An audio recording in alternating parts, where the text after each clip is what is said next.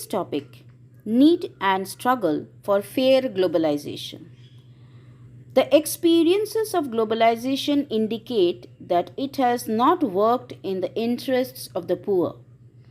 It has largely favored the rich, highly educated, and skilled persons of the society. Therefore, it is unfair globalization. Since globalization is now a reality, the question is how to make globalization more fair. Some people are of the opinion that the fault does not lie in globalization, but it is in the way it has been managed. Fair globalization should benefit all countries and should raise the welfare of all people throughout the world.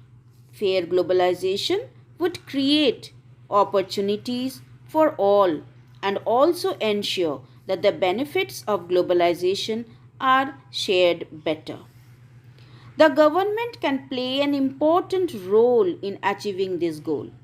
The government should see that the labor laws are properly implemented and workers' rights should be protected.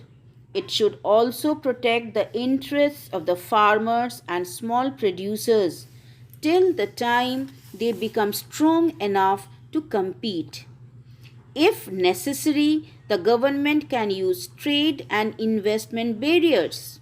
It can negotiate at WTO for fairer rules and align with other developing countries with similar interests to fight against the domination of developed countries in WTO.